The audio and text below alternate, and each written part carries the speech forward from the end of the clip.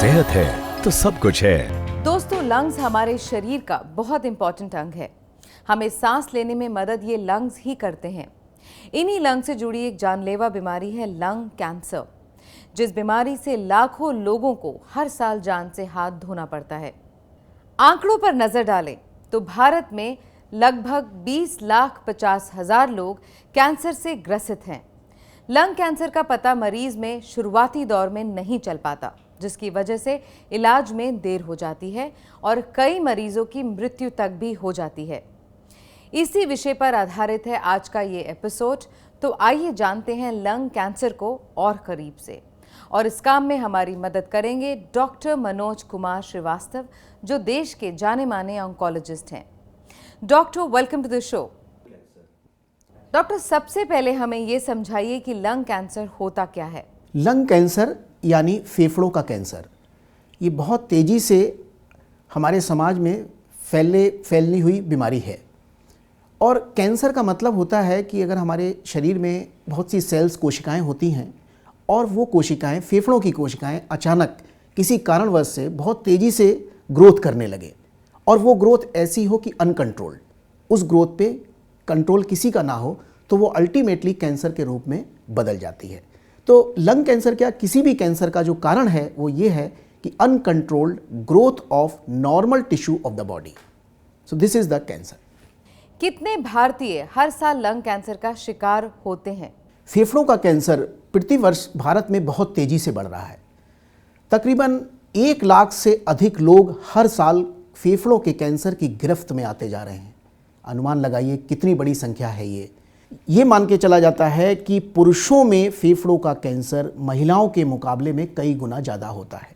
करीब 17 से 18% पुरुष प्रतिवर्ष नए केस कैंसर के प्रकाश में आ रहे हैं, जबकि महिलाओं में पूरी लाइफ टाइम में कैंसर होने का रिस्क तकरीबन 11% है। स्मोकिंग यानी कि धूम्रपान और कैंसर में क्या कनेक्शन है? क्या नॉन स्मोकर्स को लंग कैंसर हो सकता है? ऐसा नहीं है कि जो लोग स्मोकिंग नहीं करते हैं उनको कैंसर नहीं होगा, उसमें भी कैंसर होने की संभावना है। पर स्मोकिंग करने वाले लोगों के मुकाबले जो नॉन स्मोकर हैं, यानी जो धूम्रपान का सेवन नहीं करते हैं, उनमें कैंसर होने की संभावना बहुत कम होती है।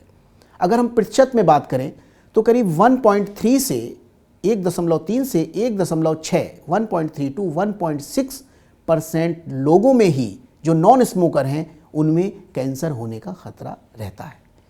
इसका मतलब ये हुआ कि 99% लोग जो स्मोकिंग नहीं करते हैं उनमें कैंसर होने का खतरा नहीं है। 1% लोगों में ही मात्र नॉन स्मोकर में कैंसर होने का खतरा है। पर यही संख्या स्मोकर में बिल्कुल परिवर्तित हो जाती है। जो लोग स्मोकिंग करते हैं उनमें कैंसर होने का खतरा कई गुना नॉन स्मोकर के मुकाबले ज़्यादा है। तो इससे सीधा सीधा निष्कर्ष यही निकलता है कि स्मोकिंग, चाहे वो बीड़ी के रूप में हो, चाहे वो स्मैक गांजे के रूप में हो, चाहे वो तंबाकू के रूप में हो, कैंसर का एक बहुत बड़ा कारण है, स्पेशली इंडिया और भारत में, और इसके अलावा पश्चिम देशों में भी है। इसके अलावा लंग कैंसर के और कौन से कारण होते हैं डॉक्टर?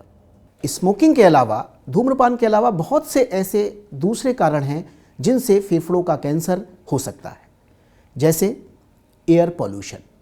तो पॉल्यूशन के रूप में जो गैसेस निकलती हैं, कार्बन मोनोऑक्साइड, कार्बन डाइऑक्साइड और जो दूसरी गैसें निकलती हैं, ये हमारे स्वास्थ्य पे बहुत विपरीत असर डालती है।